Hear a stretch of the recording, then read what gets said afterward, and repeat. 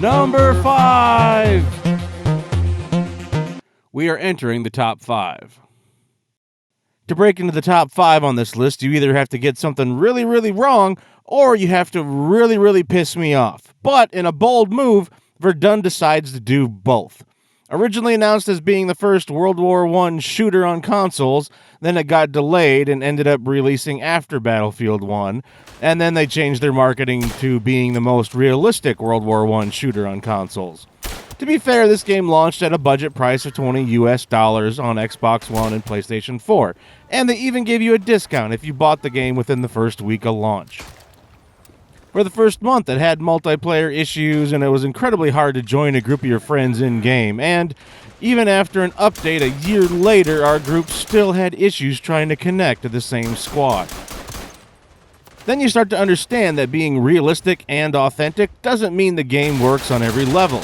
You can argue all you want about how in Battlefield 1 many of the weapons were technically around during World War I, but that doesn't mean your average soldier had access to them. But then you realize that nearly anyone can just pick up and play Battlefield 1. They can pick a class, they can get some kills with a weapon, unlock a few different attachments, they can put them on their weapon, and they can be part of a squad with their friends without really being told how to do so.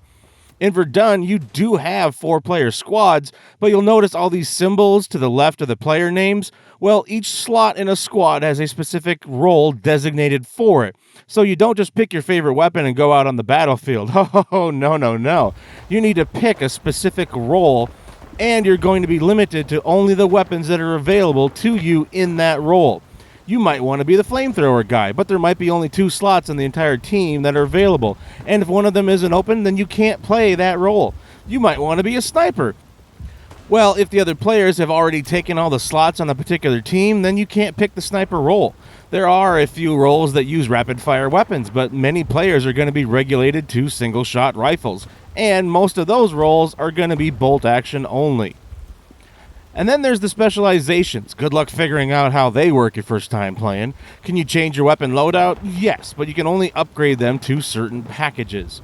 And then there's the names of the roles and specializations themselves. Grenadier, sure, after a lifetime of playing video games, I can naturally figure out that that's the guy that carries grenades. But what about some of these others? What's a Trumperer? What's a Utero... What about a Stostrup? Several menus in, I found this. It's Assault. Okay, that's better, but does that work like a role in a Battlefield game?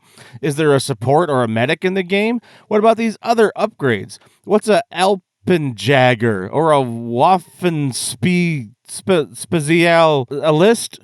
It doesn't explain what these are. I get it, they're being historically accurate to the real-life unit and country of origin, but this is a mass-market first-person shooter. I know English and bad English, and that's about it. I don't know what the fuck a Nakamfer is. All these upgrades have their own unique symbol, so it's not like I can remember which has what weapon I want when I go back into the game. I don't know what these are. Some of this stuff is just going to baffle you. Do you know how hard it is to coordinate with people you're playing with when you can't pronounce a certain role or a certain specialization that somebody should be using? Oh yeah, I'm in the squad with the shovel and harmonica, I guess.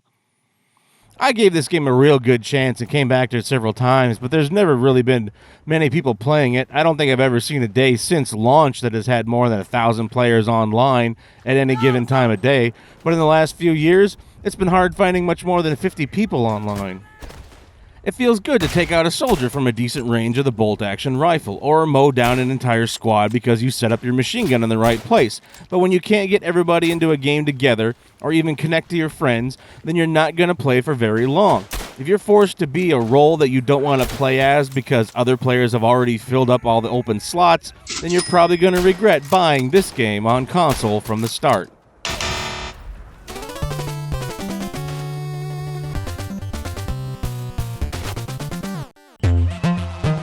Number 4. Number 4 is... Wait, they made a sequel for that game? You gotta be joking. What did they call it? Verdun 2? That would be the dumbest move ever. Really? This is the trailer? It basically looks like the same game engine as Verdun. Yep, same developer and publisher. Yeah, but... Tannenberg? Why would you call it that? When was the release date? There's a good chance that this game will never see the light of... It's already out. Since when? Oh, I've wasted my life. Fuck it, I'm not playing that game. Jesus Christ, are you still watching? I mean, check back here for a new video. Every other day until the end of the year. I never expected so many to keep checking back every other day. I'm impressed. And thanks for watching. You can even check out the entire playlist at the bottom right of the screen. Well, all the videos that have been released up to this point, anyway.